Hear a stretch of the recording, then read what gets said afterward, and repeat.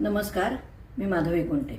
नारळी पौर्णिमा म्हणून नारळी भात करतेच, पण त्याबरोबर दरवर्षी नारळाचं दूध वापरून मी खटखट्याची भाजी करते. खटखट म्हणजे ह्याच्यामध्ये कच्चं केळं, रताळं, सुरण आणि बटाटा असं सगळं बारीक करून घेतलं आहे आणि त्याच्यासाठी फोडणीमध्ये हे घालायचं आहे सगळा खडा मसाला, लाल तिखट, काळा मसाला, कोकम, गूळ, ओलं खोबरं, कढीपत्ता.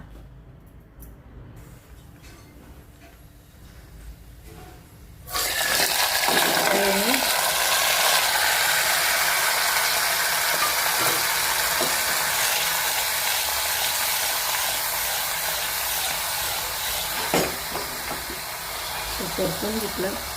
त्याच्यात नारळ, कोकम,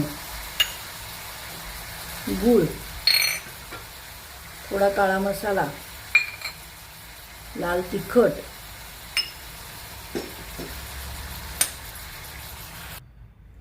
आता या सगळ्या भाज्यांमध्ये मी हलकं गरम पाणी घालून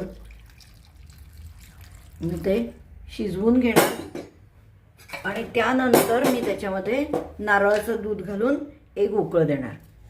चवीप्रमाणे मीठ,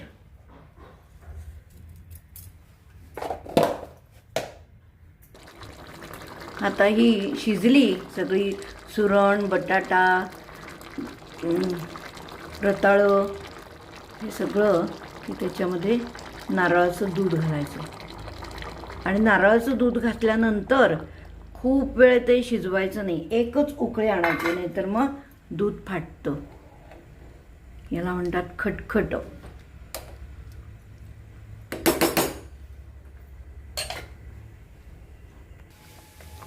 आणि मंद गॅसवर ही उकळी आली भाजीला खटखट की गॅस बंद करायचा आणि नारळाच्या दुधातलं आणि कोकमातलं खटखट तयार. नारळी पौर्णिमेनिमित्त मेनू.